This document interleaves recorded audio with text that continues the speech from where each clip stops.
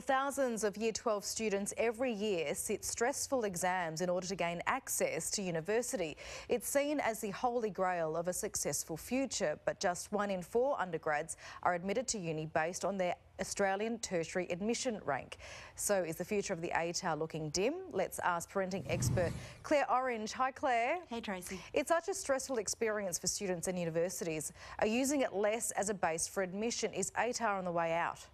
Well, you know, I think one day, yes, it'll be superseded by something that's a little bit more complex in the way they assess our kids. But right now, Tracy, we've got nothing else to replace ATAR with. And, you know, as parents, after 12 years of formalised schooling, if your kid is going to take that pathway, it is a measure of where they sit. And I think even more than that, it helps us at a national level figure out where we sit against the rest of the world in terms of provision of academic services to our kids. With your expertise, is there a better way to check students' capacity for university?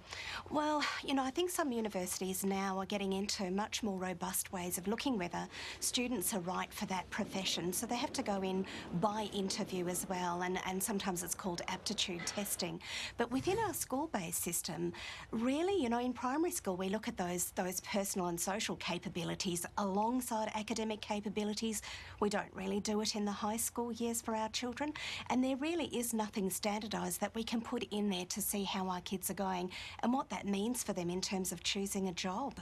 These days, is university still seen as the be-all and end-all for someone's successful future? I know when I was trying to get into uni, it was very, very important, a big thing for my family. So is it the same thing these days? No, absolutely not. And, you know, thankfully in our high school years, our children can choose which pathway they're going to go on. They can go on a vocational pathway, and it's seen as such a wonderful, incredible learning environment for children, very practical, and it's given a lot of status, whereas university, you know, back in the day, that was the thing to go to. And certainly we have so many opportunities for children now that the ATAR pathway and the university pathway certainly doesn't carry the same status as it used to. You mentioned vocational, but are there other options out there as well? Yeah, there's lots of options. You know, you think the latest statistics I heard was only a third of our children at uni, well, young adults at uni, have got there through their ATAR ranking score.